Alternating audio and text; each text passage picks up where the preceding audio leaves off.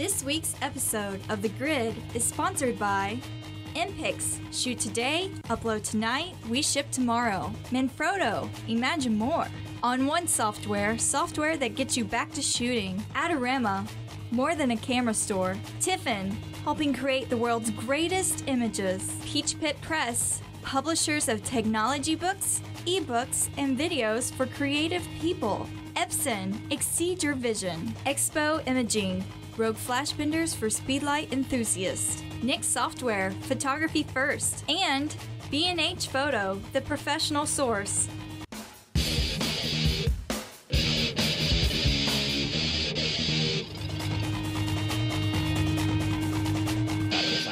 There's definitely. All right, hey everybody, welcome back to The Grid Live. We just had I feel like we've already been through a show. We've had a show. We've had a show before a show. Yep. Anyway, welcome back everybody. My name is Matt Liskowski, and I am here joined this week by somebody that I don't like very much. The feeling. No, I'm here with my good buddy here, Brian Matiash from Brian Matiash fame, of course. No. Oh. What? That was a delayed reaction by me. It was like Brian Matiash fame. Yeah, dude, Wow. you're famous. Well, You are. not infamous. Infamous, okay. Anyway, so Brian is, amongst other things, a photographer and artist. Oh, and so the show begins.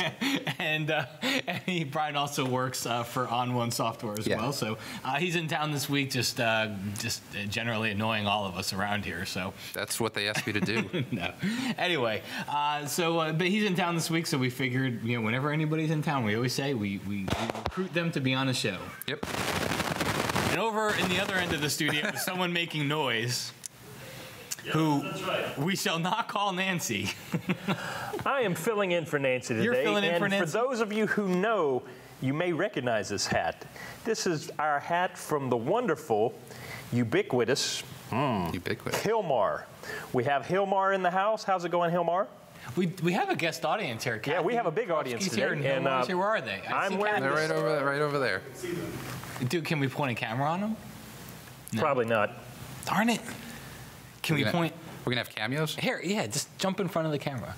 And Hilmar brought cupcakes. Delicious cupcakes. Can we eat them? Mm-hmm. There they are. So come around. So here they come. They're coming around. By the way, Hilmar made this. Coming through. Yes. So welcome to our studio guest audience. It's always fun to have them. Yeah, live audience. We went out to lunch today. We had an interesting discussion to today's show. And actually, that was predating what we had when we went shooting a few weeks ago in Portland. So how did that one go? I stayed back. Like I said, I didn't want to be involved with that topic. That was a very, very inflammatory topic. The topic, and we'll have to continue this topic on another show, but the topic is photography art? Yes. And if you're a photographer, are you an artist? Exactly. But anyway, that's not a topic for today because Brian and I disagree heavily on it. I think a lot of people. Oh, you know what? I already know that I am in the extreme minute minority of percentages. No, you make points. The thing is, it's not like it's unfounded. I'm okay with that. Yeah, it's not unfounded. It's just all right. Yeah. So anyway, our topic for today is the love-hate relationship of HDR. Yes. And I thought, and Brian is a very I call you a photographer. Your photography your post-processing tends to use HDR a lot. So I would consider Brian one of the gurus in pioneering HDR and what it is today. Thanks. You're welcome. I'd said that because he paid me to, but no, I would consider you that you pioneer the way HDR used to. I consider you, RC, Trey Ratcliffe. I mean, amongst some of the top out there in how they use it and how well they use it too. So thank you. That means a lot. Thank you. So, but there is a polarized way about all this. Yes, there is. Yes, there is. So all right. So let's start with this. What's the state of HDR photography today? I think HDR has become definitely accepted. Everyone, okay. The second, and this is where I think it kind of, in a way, jumped the shark, was as soon as Apple put HDR functionality in their camera app, that's when it became accepted, normal to use it. It was a term that a term that was very technical that Apple put into the hands of millions of people. Yeah. So your iPhone has it now. Your iPhone has it by default. You don't even have to buy an app for it. Nope. It's right built in. You can, and there are other apps, but that's where it is right now. It's a term that's no longer, what is that? People kind of understand now. Or they know that term. You no longer, and I would agree with that because I still HDR is part of my Lightroom seminar where I show them inside of Lightroom how to get to the HDR function that hooks in with Photoshop, and I find myself not explaining it as much. And I usually I pull the audience. I say, okay, so who doesn't know what HDR is? And 3 years ago, it was a bunch of people raised their hand, and now like 1 or 2 people might raise their hand. And I go through my discussion of what it is very, very quickly and just get into the meat of how to make it happen. Well, one of the things I forgot to mention, though, I mentioned that you work for OnOne Software, but OnOne is also one of the sponsors of our show. So we have to thank OnOne and thank them for letting you be here this week, too. I thank them as well. So Suite 7 was announced, too. Yeah, we announced Suite 7 back at Photoshop World in Vegas a few weeks ago, and really excited about it. It's shipping at the end of this month. We're in October, so it'll be on a few weeks, and it's...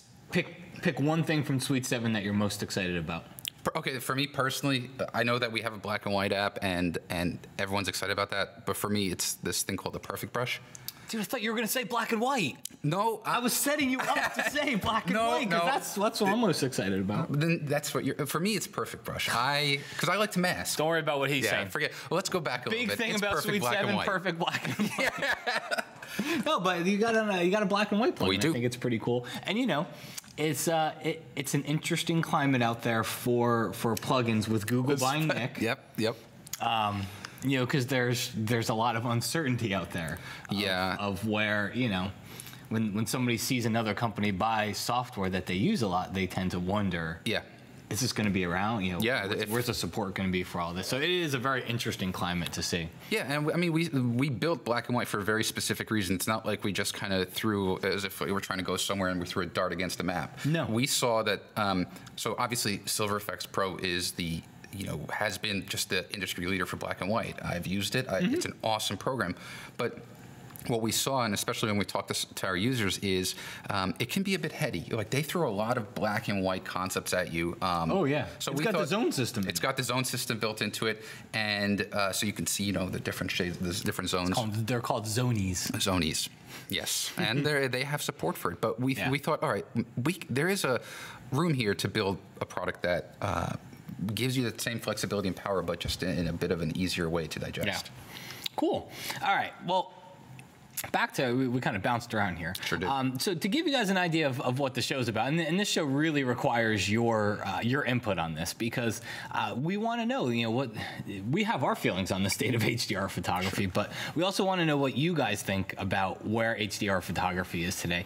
Things that you can kind of chime in about. Yeah. I would say are do you use HDR? Do you use HDR software?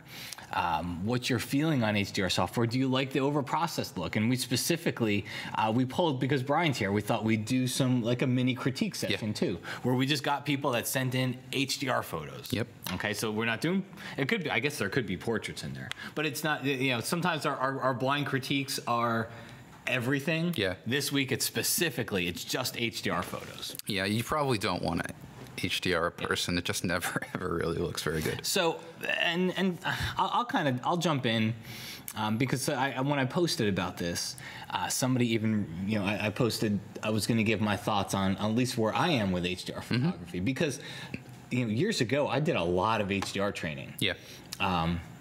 I still remember the very, very first time that I opened up, and this was when HDR wasn't good in Photoshop, and Nick didn't have a plugin. Yep. And it was the very first time I opened up Photomatics, and I had opened it up. It was it had a bright sky, dark foreground. It was very difficult to get with just one photo. Yep. I opened up Photomatics and I was teaching a workshop that weekend. I still remember I was teaching a workshop in the Great Smoky Mountains that weekend. Yep. And I opened up the photo. And I was like, what? I got to give this Photomatics thing a try. I keep hearing everybody talk about it.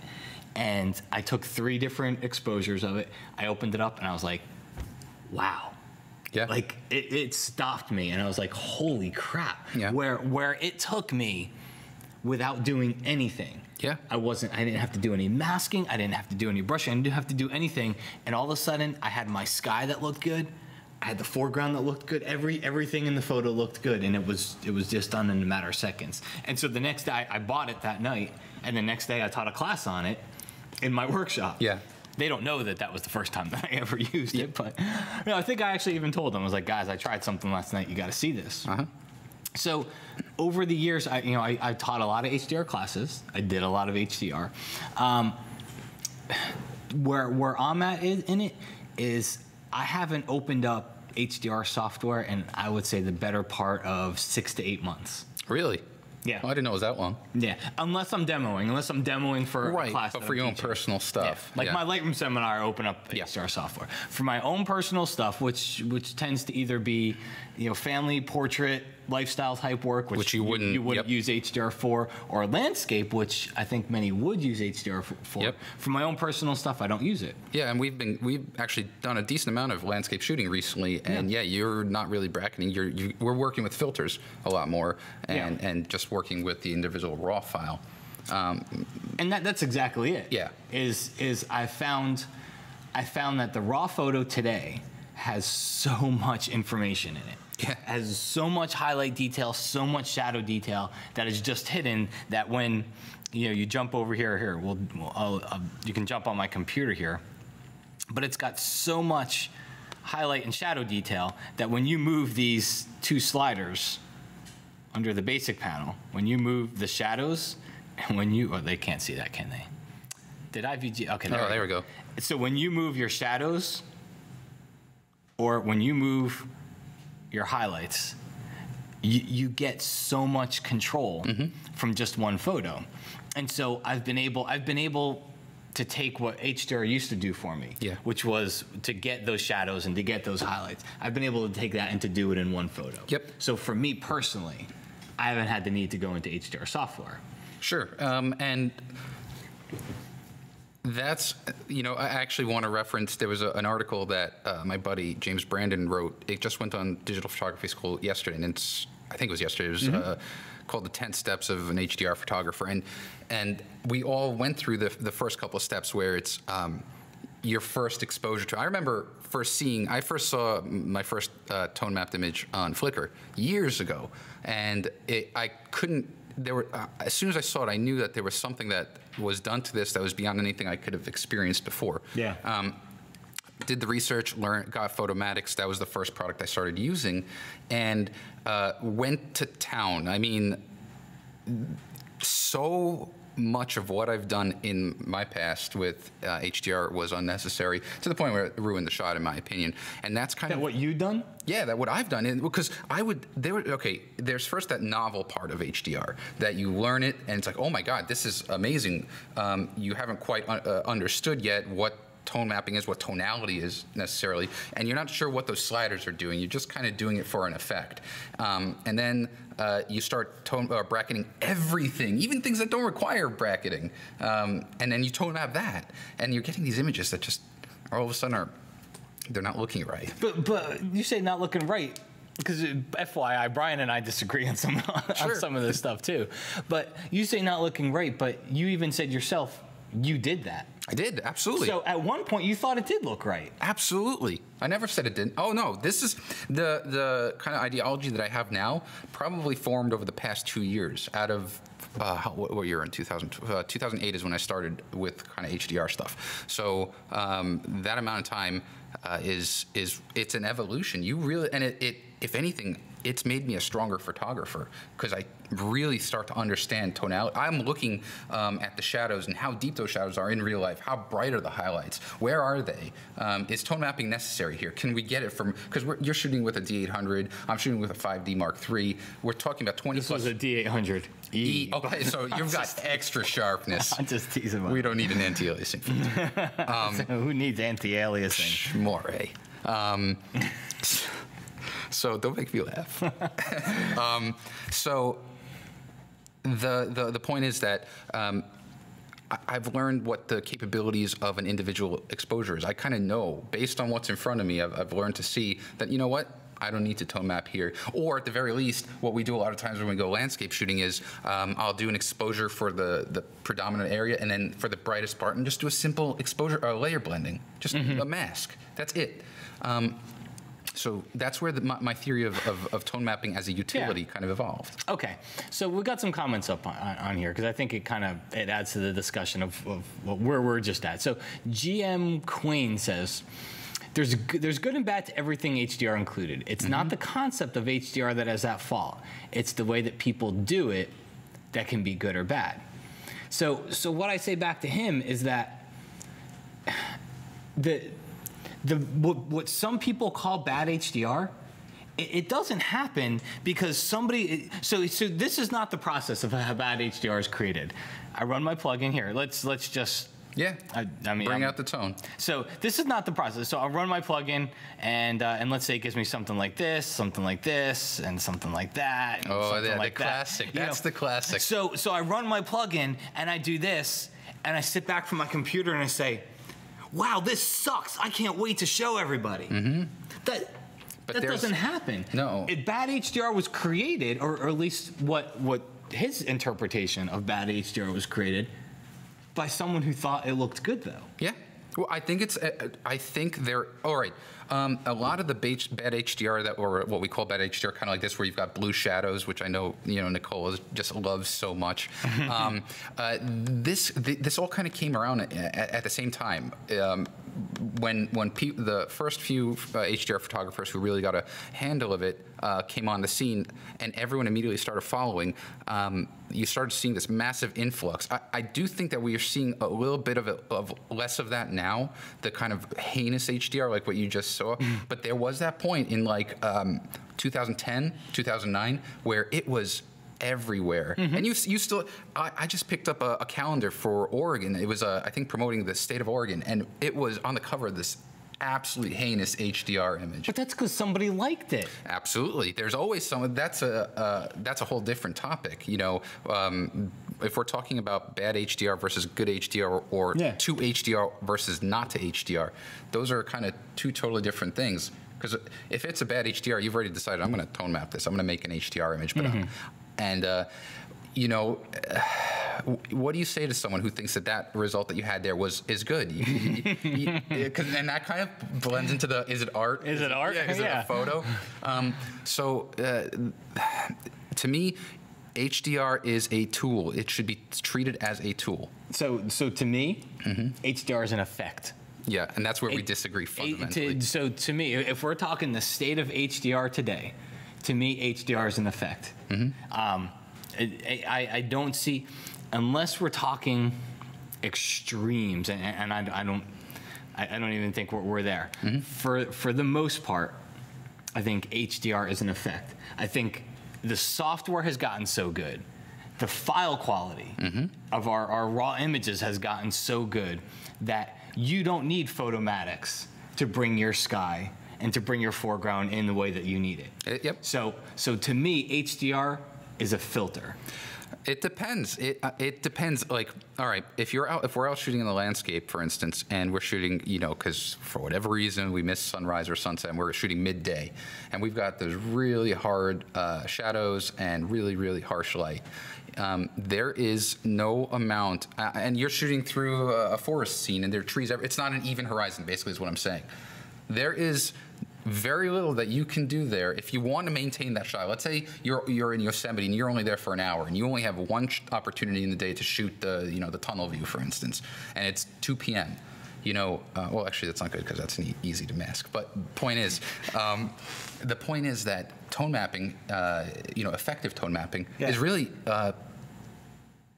Okay, maybe it's not the best way. It's definitely the easiest way to get a very good result if you get the proper brackets, if you do the tone mapping effectively. What you should be left with after that is a very flat, very boring looking image, but it should have all of the tone in it so that you can go into Lightroom, you can go into any of the stylization products that you use and stylize it accordingly. What are you doing? Oh, I was trying to bring up a photo here, but don't bring a computer up because you won't see what It was a bad picture of Brian, actually. No, I mean, aren't they all? I get what you're saying. I guess to me, I'd seen a photo way back, and somebody wrote about the photo, and they said, what they wrote, they said, is that HDR? Yeah. Because if it is, I think it's really done well. And it was just like, that's I like that. That's interesting. Who cares? Yeah. Right. So, and my point, because I wrote a story about that comment. It kind of spurred a thought. The story was, who cares? Who cares if it's HDR or not? To me, HDR is an effect. If you're sitting there wondering if it's HDR or not, then you know what? You're a photographer, number one, because the rest of the world doesn't care. Yeah. But I've also kind of failed if you're sitting there wondering, is that HDR? Is that not HDR? It's an effect. It's a filter. That's because that's the road that photographer chose to go down using HDR. That's the other thing. This is where I have kind of, take umbrage with, is this kind of mix-up of the concept of HDR, high dynamic range, and tone mapping. And we talked about this over lunch. I can take, like I said before, I can take an exposure, for instance, of the foreground and have that properly exposed, and then the sky, have that properly exposed, and then blend them just with a simple layer mask, and that is HDR. That is not tone mapping, and tone mapping is where you're going to get a lot of that look. And I see that Dave Clayton over there is saying that the thing that kills for him are the sucky halos. And that's a problem with tone mapping, not with HDR. Okay, so if we can pull up my computer really quick. I remember this one. Yeah. So here's a photo, all right, and here's what one of my blog posts on this whole topic is if it looks HDR. Because somebody wrote something about HDR in one of the comments here, and the photographer came back and he said absolutely no HDR in this image, and like it was a bad thing. Like it was a bad thing. How Like, dare you? No way, I didn't use HDR. You know what? When I look at this photo screams HDR. It does. It's like a fingerprint. There are certain telltale things that the characteristics the image takes on when you start practicing. It may not have been tone mapped, and it probably wasn't, just given that there aren't really. He might not have tone mapped. Yeah, but there is HDR. Pete, come around and take a look at this first. I can see it. Oh, you can see it on there? Never mind. So he may not have tone mapped it with an HDR software, but if it looks HDR, if it acts like HDR, if it has all the qualities of an HDR image, who cares? Is it HDR? It goes back to your point. It goes back to your point about the camera that maybe if he was shooting with a Rebel, something like a 6 megapixel camera, and a crop sensor in the camera, it probably wouldn't look anything like that. Now, I don't know what kind of camera he was shooting with, the 550D. Canon 550D. So that's a crop sensor, but I wonder how many megapixels that is, only because he had to have done something. And you can see along the ridge of the clouds that there's a little bit of a slight haloing. Clouds don't look like this in real life. Yeah. Well, yeah. I mean, but look just beyond the clouds at the sky. There's that halo. There's definitely a swatch right there. So he didn't use a tone mapping plugin, but he used something here that looks like absolutely gives an HDR-like effect. Yeah. So that's why I go to is HDR. Brad just came around to look at it. That's why I go to is HDR an effect? Is it now just relegated to an effect? Because who cares about whether I officially bracketed and whether I officially opened up Photomatix or Nix or Color or HDR effects. HDR effects or Photoshop's merged HDR, whether I officially did all those things. Yep. Who cares if the end result looks like an overdone HDR photo? Well, to that. First of all, okay, and just specifically to this point, there was stylization done here. All right, so as soon as you, for instance, let's take Photomatix, let's take all the tone mapping out of the equation. You open your image up in the Lightroom 4.1 or greater, now that we have 4.2, and you start playing with the highlight, shadows, black, white point, and the exposure. Guess what? Right there, you're doing HDR.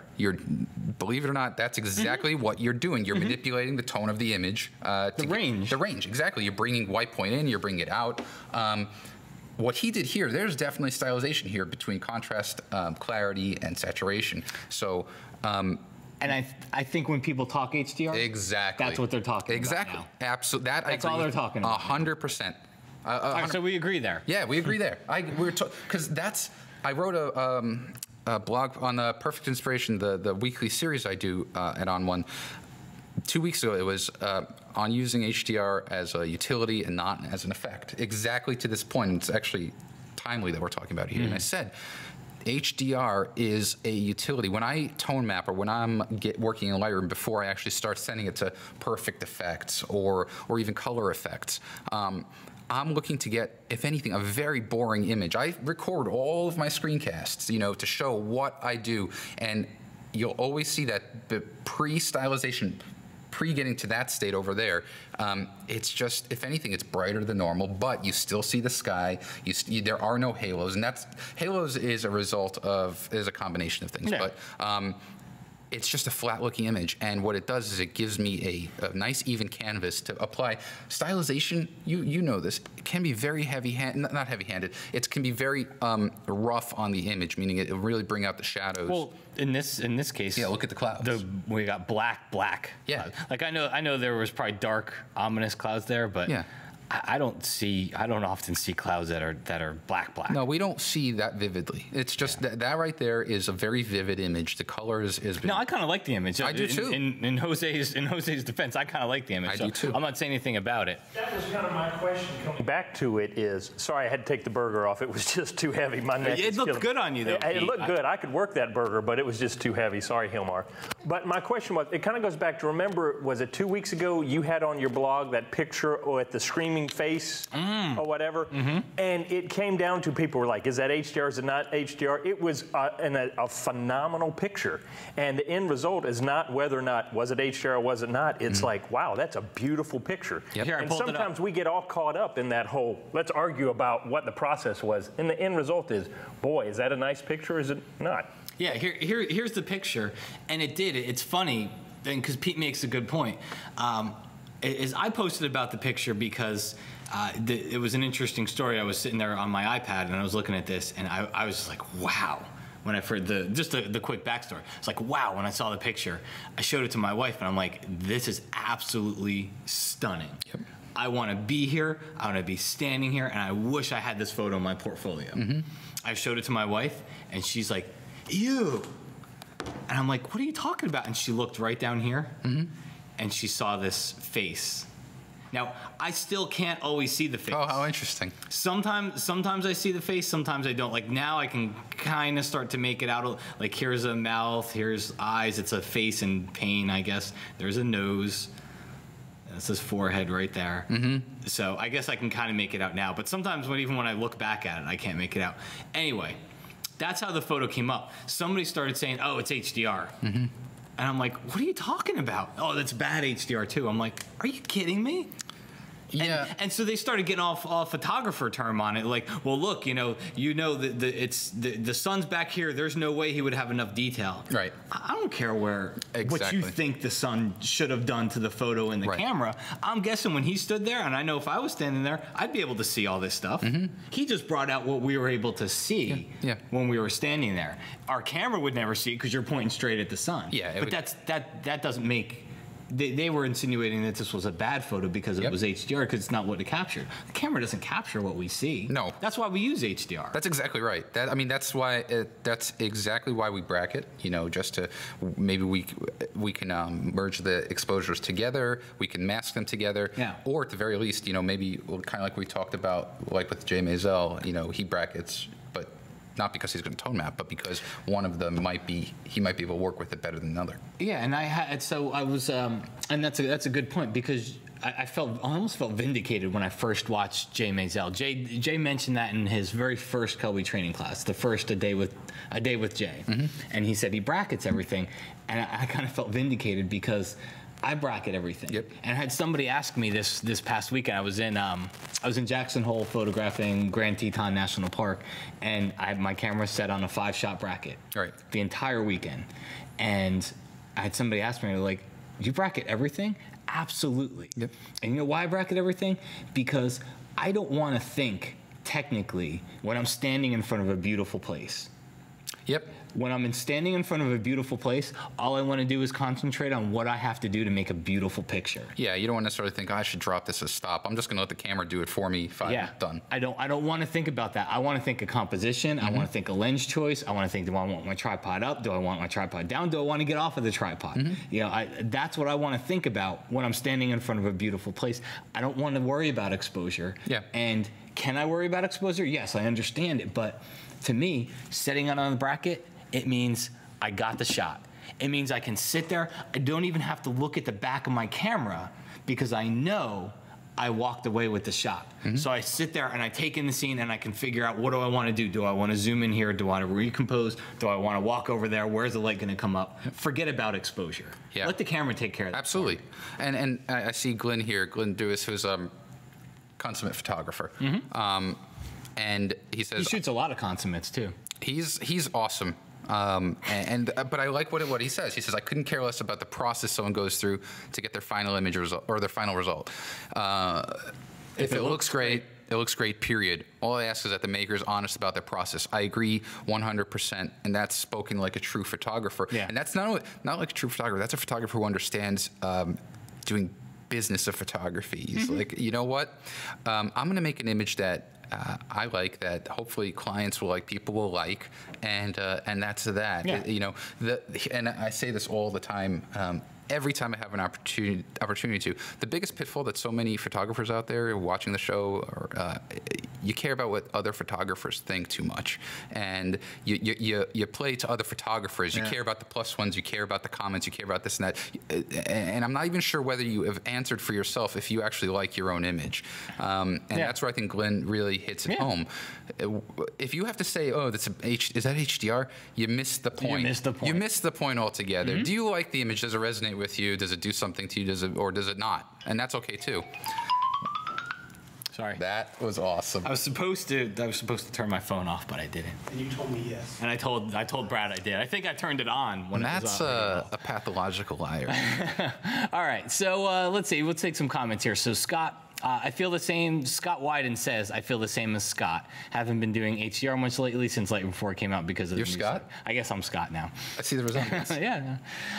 Let's see. No Road Home. HDR is a technique that can achieve great results, but it often destroys the feeling of the image. Only if it destroys it to you, but to some people, it doesn't destroy the feeling of. But the problem is that that's a blanket statement. That's my problem. You know what it is? It's like saying, that we all know, like, nobody likes the overdone. Sure. HDR stuff. It's, you can't say, you have so many. I don't like the overdone HDR stuff. Yeah. But see, to me, that's why you use HDR. You use HDR to get that effect. I know we disagree here. Yeah. No, that's fine. That's fine. Anyway. Let's see, David D. Dave.D. Here, I'll let you read this one. Anytime you discover a new technique or product, you use it all the time. This includes HDR, fisheye, tilt shift, f1.4 lenses. Dave, I love Dave. Dave's a personal friend, and I agree. I agree. This is what I was saying when I first started with HDR, where it was nonstop for me. When I got my first tilt shift lens, it was the 17mm Canon. I tilted the lens. You know, there's shifting, there's tilting. Tilting will give you that, if you do it right, will give you that miniature world look. I used it for everything. I used it, I mean, I'll show you when we Portraits. Get back. I used everything. And it came at such a, it was such a loss. I lost so many good images because of it. It was a pivotal time in your life. It was, and I learned from it, because that's important. Is if you're able to grow from that. All right. So Brad's asking, and I was just going to get to this. So critiquing images, because we had people send in images to critique. So let's jump into that portion of the thing, because I'm sure we can beat this HDR thing to death here. So I've got some images here that we'll take a look at. Critique. So unfortunately, the thing that jumps at me is that severe halo around. Now, again, is this as a result of tone mapping, or is this a result of he tone mapped and he brought it into stylize? I suspect this is from tone mapping, because that's a typical thing that would happen. It'd be either way. Either way, to me, I don't find much of it So, are we critiquing? You want to critique the image or the processing? Well, I think both, because that's HDR is both. So, I would say I kind of like it, except for it's slightly phallic. Sure, slightly. It's got a phallic nature to it. I'd love to see this building on one side or the other. Oh, I thought you were going to say you love phallic nature. Oh, gosh. Is that a beach ball on top of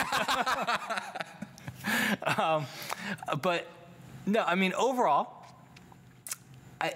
as far as processing goes, if you had done one image on one layer for the sky, and then done another image on another layer for the building here, and then just went in and selected the two of them, I'd like this much more. I think I agree with you 100% there, and that would have been an easy blend. And to me, this is one of those cases where HDR, let's take it, because I don't know if he did a single exposure, he bracketed. I don't care. Right. I don't care if you used tone mapping. I don't care if you used Nick HDR effects or Photomatics or merged to HDR, or he used a filter in Topaz. We're just going to call it the effect. This is one of those cases where I think it helps. I think this would have been a very ordinary image without it, and I think it's kind of got a cool think he could have phallic drama to it now. Okay, this is a good point. Let's take a look at this image. This image, I would wager that image doesn't even need to be at all tone mapped, anything, because look at it. It's clearly the entire sky is covered. It looks like it's flat light. It doesn't look like there are any hot spots or dappled light. No, but it gave him the effect. Yeah, but HDR is what made whatever tool he used is what gave him his clouds to look like this. His clouds didn't look like that coming out of the camera. Right, but you could have. I suspect you could have gotten that look out of a single exposure. Absolutely. Yeah. That's why I said I don't care if he. Overall, I don't care if he did 3 exposures or 1. That's why this is where you and I disagree. But I think HDR is relegated to the effect. Yeah, the HDR, the HDR, the tone mapping, that should not have gotten you. You should not have gotten to that result from tone mapping, in my opinion. Yeah, because you wouldn't need it. No, it should. If you tone mapped that, and you could have, it would have been a much flatter image. If you brought the shadows out, brought the exposure up a bit, that's where you would have. Yeah. So if I could do one quick thing to this has nothing to do with HDR, I would do that. Yeah, just to even out the foreground. Just take a graduated filter from the bottom. Yep. Just to. Yep. You don't want that anyway. I would actually crop. To me, the lawn in the front there. There's just a lot of empty space. Yeah. Just make it more phallic. Yeah. Well, that was a good lawn. All right. That right there is a winner. That's some powerful processing. It's like a painting. Yep. So if that's what you're going for, I would venture to say most people will look at this and say, that's bad HDR. But I would also venture to say most non-photographers would look at it and say, that's pretty cool. Absolutely. That's a neat photo. Absolutely. So photographers will look at it and say bad HDR. I think most non-photographers will look at it and say, it looks like a painting. It's pretty cool. And that's, So I would say as far as if you're looking for that type of an effect, I would say I kind of like it. I don't care for black clouds. I would hold off a little bit on the effect in the black clouds because I like the whole I like the detail of the hull. Yeah. So if we're talking HDR compared to the HDR that you do, the HDR that RC does, I'd say they're 2 totally different things. I agree 100%. But it's still, like I said, I think a lot of people just think it's a cool looking photo. Again, I think halos around the cross. So that's the first thing you just have to get rid of. You know what the thing is? I love the composite. I love the shot. I mean, leading lines going from the bottom left through the frame. Got the anchor with the cross over there. Sky is crazy. You've got you've got color shifts in the sky. Now, I'm not talking about the gradient from blue to yellow. I'm talking about from right to left. There's some funkiness going on there. And then you've got this top center that turns to black like he's going to space. So this is just a matter of saturation and probably detail contrast. Yeah. So yeah, I mean, it's definitely, and this is on the overdone side, whether or not he used 3 exposures or 1 exposure or whatever, it's on the overdone side. Yep. I would say most photographers would look at it and say, eek. And I'd say most people would look at it and say, that looks pretty cool. I would love it if all these tracks were gone, but I'd also love it if that one patch of dirty snow next to the tracks, it's just kind of like, I don't know what's casting that shadow right there. Anyway, so they're telling us we have to take a break. So we will take a very quick break, and we will be right back with more HDR critiques and love from Brian Matiash. And cupcakes.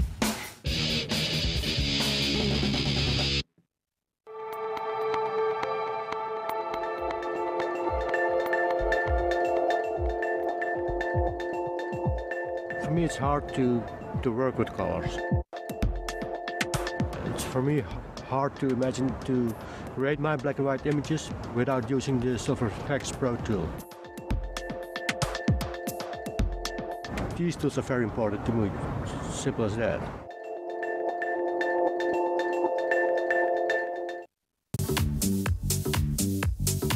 Fashion, lighting. I'm obsessed with red. Red is arresting, it's eye-catching. People can go anywhere for beautiful headshots, nice portraits. But what I like to do is give them something a little more. Have a concept. I like to tell a story. As a professional portrait and fashion photographer, I like to take the elements of fashion photography and apply them to my portrait and wedding work. We'll cover locations, props, hair and makeup, just a lot of different elements that you can apply to your work and really stand out from the crowd. Fashion flair is not ordinary, it's exciting. So come watch my class, Fashion Flair, at kelbytraining.com.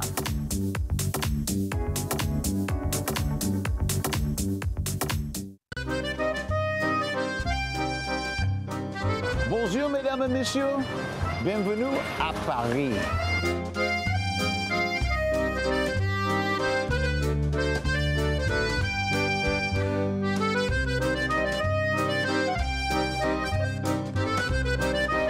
Poulet, pommes frites et jambon. La donne, la tête, la pillée. Je suis fatigué. Voulez manger la fromage. La voiture, elle plus rapide que le monsieur. Monsieur Beaujolais avec fâche. Je suis fatigué. Vraiment, j'ai la fromage. La voiture est plus rapide que le monsieur. L'addition, s'il vous plaît. Au revoir. La fromage.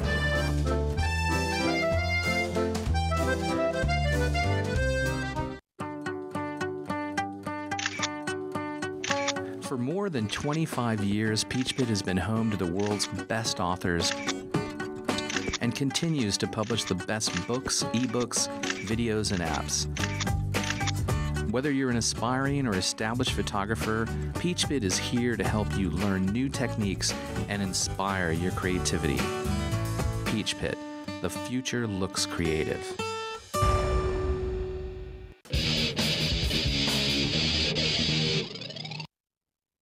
We are back live on the grid. Matt Klaskowski here with Brian Matiash from OnOne Software, and a quick moment for a word from our sponsors. Actually, one of our sponsors is us, Kelby Media Group. We got the photo walk coming up. So that's right. What did it hit? 25,000, Brad? I think we're at 26 now. 26. So the worldwide photo walk, which comes up on October 13th, is at 26,000 people now. So over 1,300 walks and 20 people shy of 26,000. That is crazy. If you haven't heard of this, you got to go check it out. WorldwidePhotoWalk.com. And actually, Adobe is one of the big sponsors of this one this year. So really cool stuff. And I'm sure there's lots of cool prizes as well. So the way it works is you go out in your photo walk, and everybody submits one photo. That's right. To the photo walk leader. That photo walk leader picks the best one from the photo walk, and then that person wins all kinds of prizes and stuff. So. And there's the photo leader contest also. Each photo walk leader. Oh well, yeah. And when I say that person wins all kinds of prizes, I think they win one prize. The person that there's the person that wins like the overall the big enchilada. Yeah, you know, all the number ones from all the cities then go into a pool, and Scott goes in and picks the best ones from there, and then that person wins all kinds of prizes. And you know what? I almost like the honorary mentions.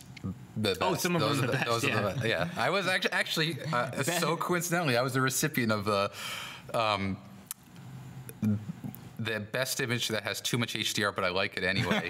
Back in the second photo walk for Brooklyn. Yeah. I remember that. He's got some good ones on there. All right, let's see. There's some comments here from somebody, Jason Joseph in New York City. Jason, you're an angry person. Somebody has. Did somebody pee in your Cheerios this morning or something like that? Because he's got some angriness going. All right, I'll read one of them. The fact that this is what the industry has come to makes my stomach turn. I'd be thrown out of SVA. Oh, and now things start to make sense. Visual arts. I'd be thrown out of SVA if had I started HDR in my work, I would have flunked. It's not stylization, it's bastardization. People need HDR, capital letters. He's using lots of caps here, by the way. People need HDR to mask their weak camera. Oh God, to mask their weak camera skills. The tragic artist. The tragic, yes. It hurts. It is. It's tough to be you, isn't it, Jason? Jason, I don't know how you get through the day with all of these ridiculous photographers out there who don't know crap about photography. You are stronger than all of us. He is. He must be a really good photographer. Jason, send in your work. Yeah, we'd love to see it. I thought of a funny idea. Have Jason send in his work and then pull up an HDR portfolio. Like do up a nice scandal. Do a nice graphic at the top of it with Jason Joseph photography. We'll make you all HDR. That'd be funny. Oh, Jason, send in your work. I'd love to see it. All right, let's see here. Okay, on to the next person here. Yeah. This is one of those places where I think HDR helps. And when I say HDR, I think tone mapping, non-tone mapping, whatever effect or plugin or exposure or bracketing you did here, it helps. Because this is the type of photo, to me, that the HDR effect works for. Yeah. For me, though, it works for the actual structure itself, and even for the clouds. I mean, those are gloomy clouds. It's ominous, yeah. It's the trees. The glow in the trees. Yeah, that's what. Oh, and that's where I find. Where I'll usually start masking back in from original exposures, because you start losing, it just doesn't look right. Yeah. And it looks almost like kind of cell shading or animation type of thing. And if the advice that I would have to somebody that likes this type of work, and I think there's an area for this, because I think it does make it look like a very cool, ominous image.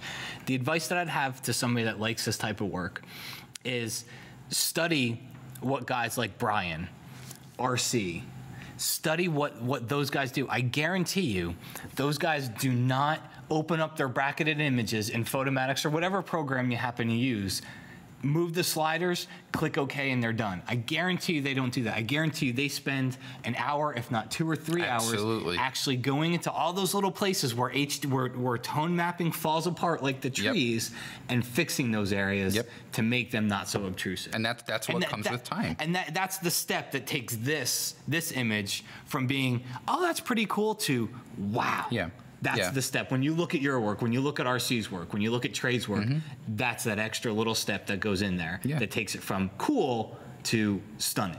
Yeah, when you look at an image like that, like something like RC's or Trey's or anyone that you admire who you think does good HDR, you have to look at it beyond just what would make, why do you like it? You want to look at it in a clinical way, so that things like the tree, exactly. I'll always look at that. When I look at my contemporaries and I see a shot, I'm like, man, that's an awesome shot. I look for things like the things that I know are the pitfalls. And I try to reverse engineer in my head. Obviously, I won't necessarily know exactly what they did, but I know enough to be able to reverse engineer it. And it's just a process. It really is. Yeah. All right, next one here. So this one barely looks HDR. I know. I can't really figure out where you used HDR inside of this photo. Looks like this could be the Smoky Mountains. I don't know. I saw it, and it was part of a gallery of images like that. It was just a really good shot. You know, I'd like to think, though, that if we were probably metering for the sun, you'd have more shade. And on the display up here, you know, it definitely looks brighter. Here, you're almost in. A little bit, yeah. Yeah, you look up there. I mean, you have all that detail. Yeah, it's hard. It's hard to tell, but you know, your shadow slider would bring this out easily. Your highlight slider would bring that out, and clarity would add just a little bit of that detail. You wouldn't need to tone map for that. All right, this is a perfect candidate for HDR. Yep. Yeah. I think you could capture the tonality of this image in one exposure, but I think running this through the HDR plugins is what gives it that effect. Yep. That's grungy type of effect. It is I call it a byproduct. I call it definitely a byproduct where depending on and it's that detail contrast slider. That's the slider that at least in Photomatix, I'm not as versed in other products, but that's what will give you the crispiness of the image. And that's even something that I use very sparingly because I can do that in post-processing. You know, the tone mapping is the utility, the post-processing is where I achieve the style. So that's basically it. Cool. All right, so we're on to the next person here. Yeah. Style block. So there's a lot here that HDR would help had it been in my or tone mapping. This is definitely tone mapped, where if it was done correctly, or I guess maybe more effectively. One, that sky right there is blue, and it's got noise throughout. Also, had you done the tone mapping effectively, and I'm not just talking about the tone mapping, we're glossing over a very important part of HDR beyond the tone mapping. It actually happens before the tone mapping, and that's the capture of brackets. If this was a properly tone mapped image, you would actually probably see at least more of the light, those little lights on the top of the marquee. You would see those. You would also see more into the street lamps. And that's, I suspect, either not proper tone mapping with the software or the brackets, and I know RC's talked about this, the stair stepping of brackets. Instead of just doing a 0, -2, +2, you do 0, -1, -2, -3, until you get the exposures. Until those lights are about the only thing that you can see in the photo. Exactly, because the tone mapping software will use it. It goes pixel by pixel on every image for the best results. Yeah. So that right there, good candidate for tone mapping, not the best execution. Yeah. And if I can throw just a little bit of photography stuff in here, you'd go in with lens corrections or do something and straighten out that that light pole, and maybe even clone out that little guy, that little thing right over there. But anyway. Agreed 100%. So there's like blue shadow here. That's a big byproduct also of excessive tone mapping are these blue shadows. Yeah, because everything else is warm. Yeah. And then you get these super blue shadows. It basically, when you have a very warm photo like this, whatever's in the shadows by nature will tend to get cooler. Will tend to have a blue color cast to them.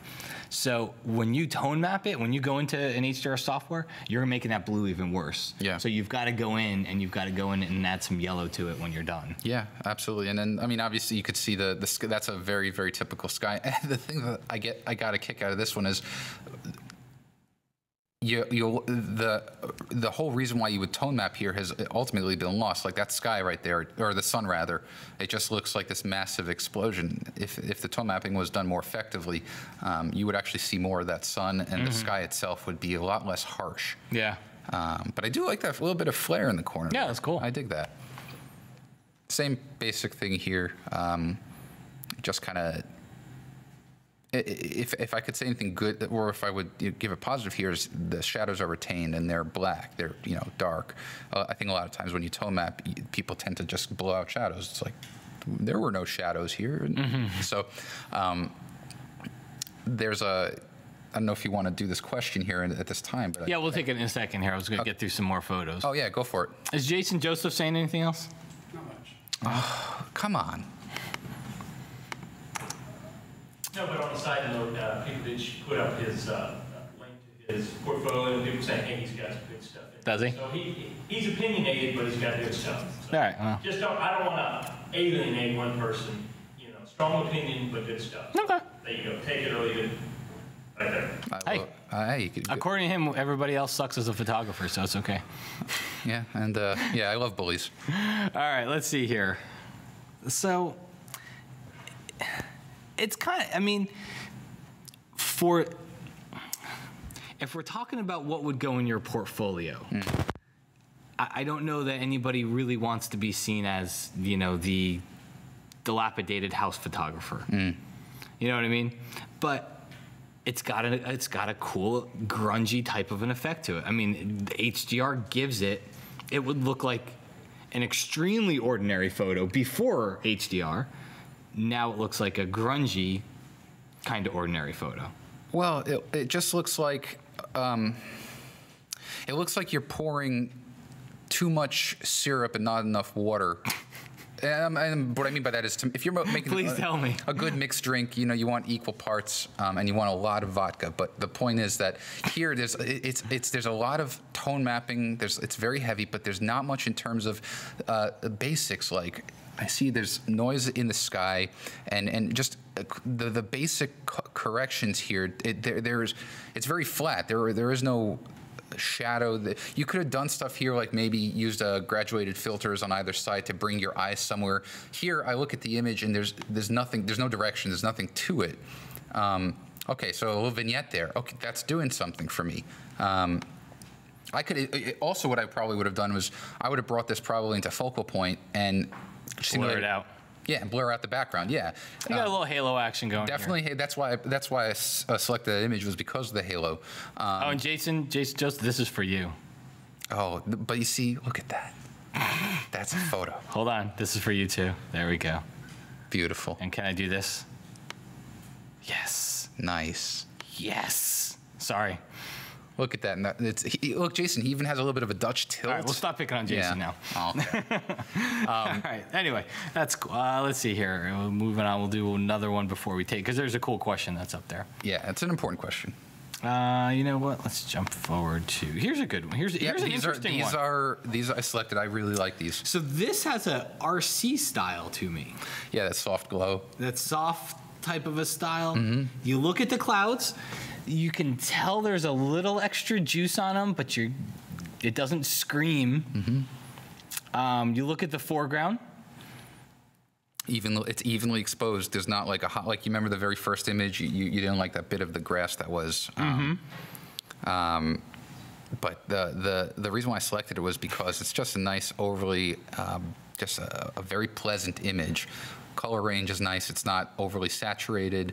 The play of the sun in the clouds, and also nice composition using rule of thirds, leading lines going from the center outward, radiating outward. It's a beautiful shot.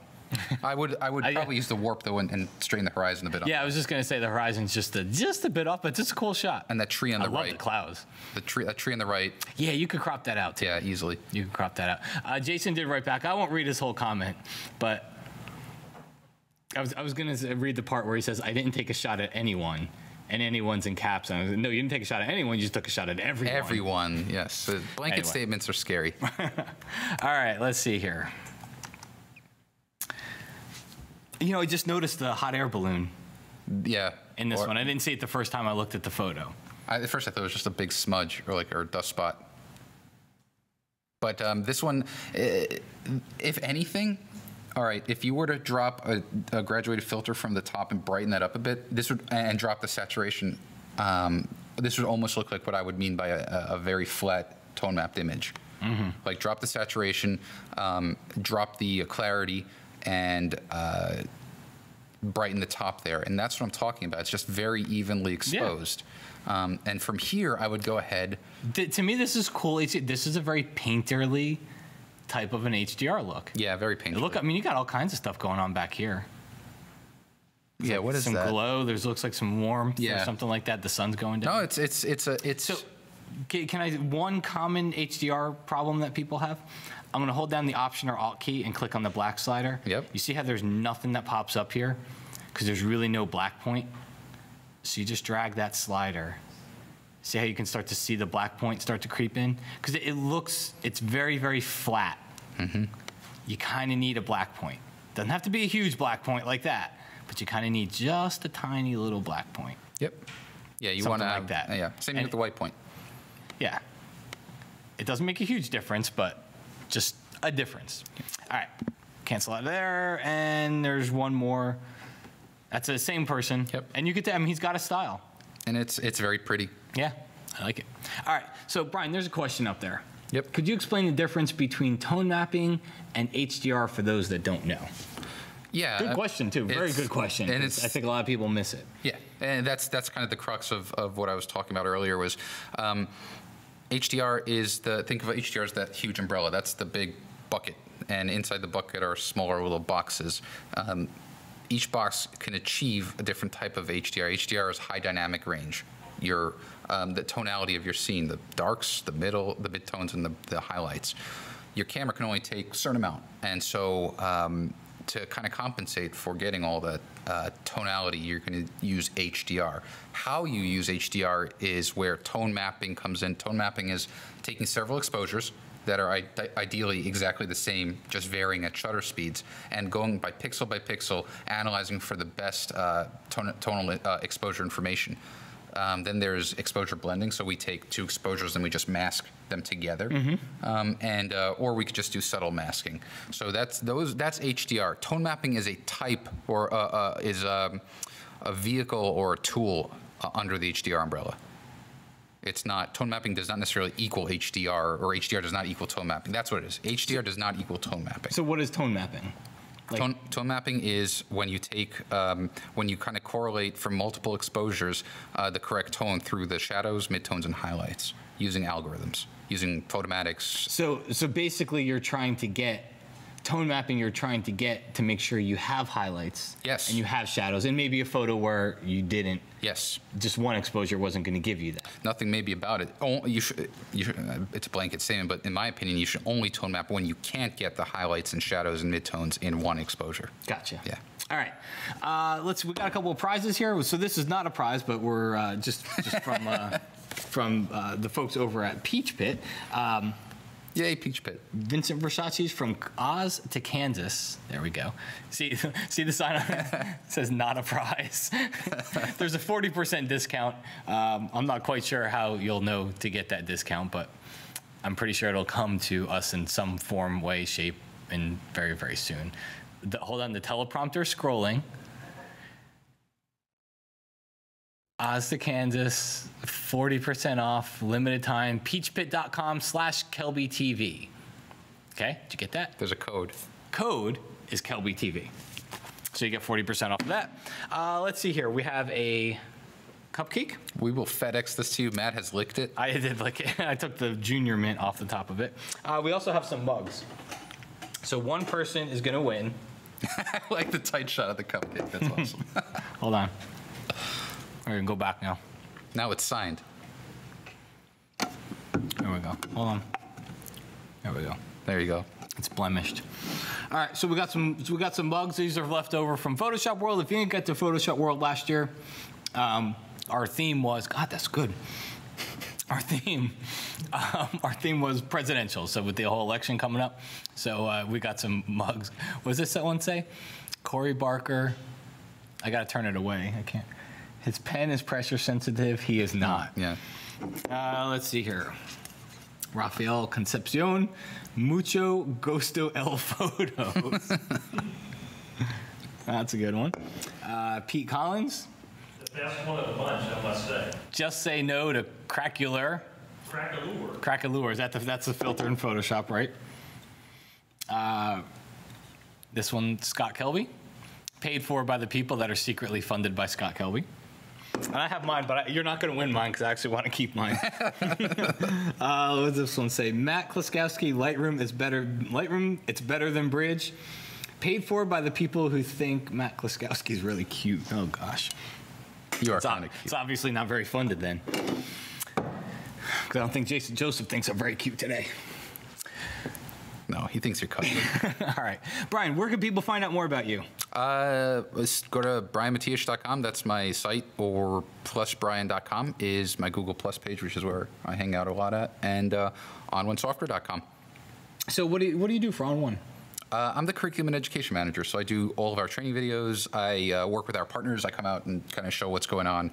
Kind of what you're doing here this week. Yeah, exactly. I guess I should have introduced you with all this. That's covering at the end of the show just does not seem right. But. That's okay.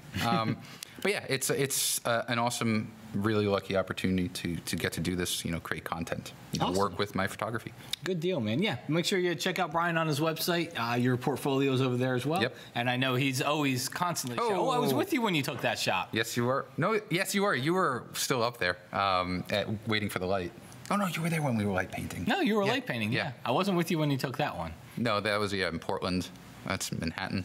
All right, Petey. The hat's back on. Been having mic issues, so you may or not be able to hear me. But I can hear you. I know you can hear me, so you may need to translate this. For this week, we are going to try something new for the contest. Okay, try something new for the contest, he says. We want you to go to kelbytv.com. Pete says he's going to take off his shirt. Slowly. Okay. Once again, that is kelbytv.com. Shave his hair. All right, go to kelbytv.com/contest. And what you're going to do is you're going to go select the show, the grid, and you're going to enter there with your name, your email, and leave a comment there, and that's going to be where we're going to draw the contest winner for this show. You got it, man. Oh, sorry. I'm listening to him, and they say he might not. Go to kelbytv.com/contest, right, Pete? Yes. And just select your show. Look, you just saw it on screen. Select your show. Leave your comment. Do all that stuff. It's very hard when you're listening to somebody and then you're supposed to repeat what they're saying because you can hear them. Absolutely. But I stopped listening to y'all a while back. Hey, I stopped listening to us too. All right.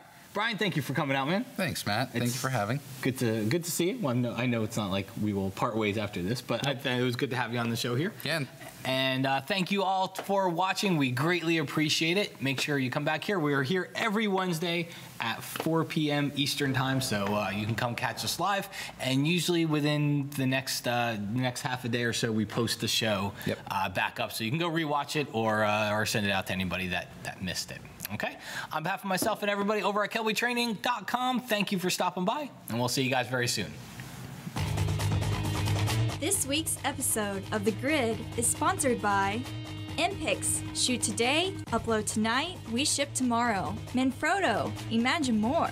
OnOne software that gets you back to shooting. Adorama, more than a camera store. Tiffin, helping create the world's greatest images. Peach Pit Press, publishers of technology books, ebooks, and videos for creative people. Epson, exceed your vision. Expo Imaging, Rogue Flash Benders for speedlight enthusiasts. Nix Software, photography first. And B&H Photo, the professional source.